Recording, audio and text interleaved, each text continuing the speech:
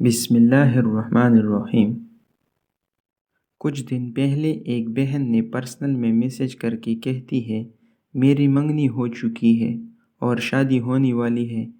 اس موضوع پر کچھ بتائیے کہ شادی سے پہلے شادی کے بعد والے زندگی کے لیے کیا تیاریاں کروں تاکہ میرا بسنے والا گھر خوشیوں سے ہرا بھرا اور آباد رہے۔ میری بہن ایک خوبصورت شادی شدہ زندگی کی بنیاد اچھی تربیت ہوتی ہے جو والدین کو کرنی ہوتی ہے۔ لڑکا لڑکی کی تربیت اچھی ہو تو مثالی ازدواجی زندگی گزرے گی۔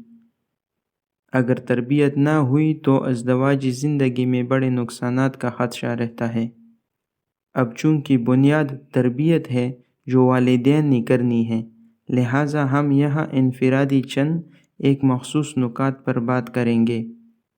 ایک شادی سے پہلے لڑکا اور لڑکی کی اپنی ذمہ داریاں کیا ہوتی ہے؟ بہن، سب سے پہلے اس بات پر یقین رکھیے کہ والدین نے جس شخص کو میرے لیے منتخب کیا ہے وہ در حقیقت میرے لیے اللہ کی طرف سے منتخب کردہ ہے۔ اس شخص میں اللہ نے میرے لیے خیر و برکت رکھی ہے۔ غلطی سے بھی منگیتر سے فون پر رابطہ قائم نہ کیجیے گا۔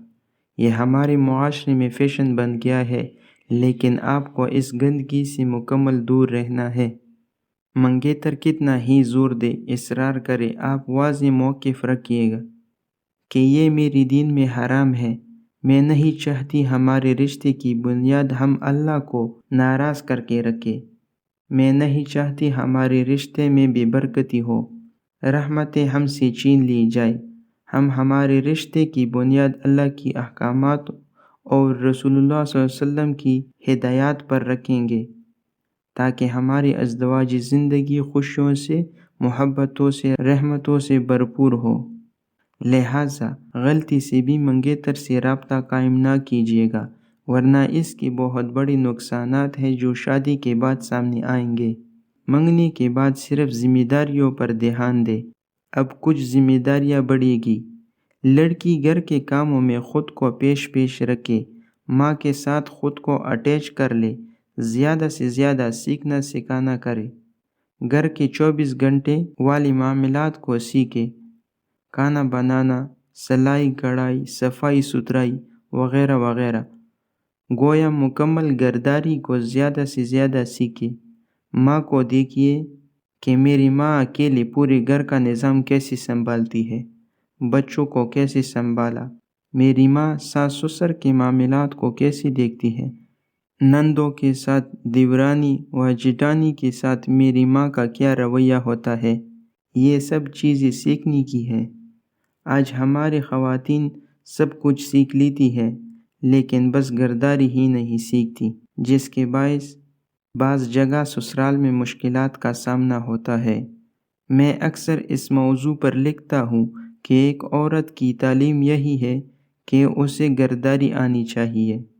اس کے علاوہ دوسری سب سے اہم اور ضروری یہ کہ علماء کرام کی کتابوں کا مطالعے کو روزمرہ کی روٹین کا حصہ بنائیں۔ ازدواجی زندگی کو علماء کرام کی رہنمائی میں سیکھیں۔ میرا دین کیا کہتا ہے، میرا اللہ کیا کہتا ہے، میرے رسول صلی اللہ علیہ وسلم کیا فرماتے ہیں، یہ سب سیکھنے کی چیزیں ہیں۔ ان کتابوں کو اپنا دوست، اپنا ساتھی بناؤ۔ پھینک دو موبائل، چھوڑ دو یہ فضول ڈرامے، واہیات پروگرام۔ اپنا کل خوبصورت بنانے کے لیے اپنے آج کو مارنا پڑتا ہے۔ لوگ مجھے کہتے ہیں کہ صدیقی صاحب، آپ عورت کو قید کرنے کی بات کرتے ہیں۔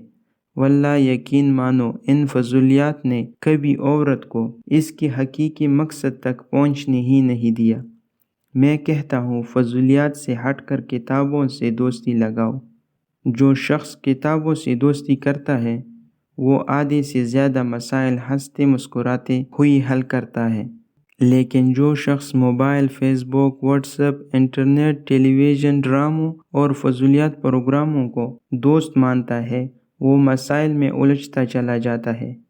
اپنے ذہن کو فضولیات سے آزاد کر دو، گھرداری کو ترجیح دو، سیکھنے سکھانے کو ترجیح دو، علم و عمل کو ترجیح دو، تب جا کر ایک خوشگوار ازدواجی زندگی وجود میں آتی ہے۔ اسی طرح میری بہن سسرال جاتے وقت ایک پختہ عزم لے کر جائیے گا کہ میرے ہونے والے شوہر کا گھر میری دنیا کی جنت ہے اور میں وہاں جا کر اس جنت کو مزید خوبصورت بناؤں گی۔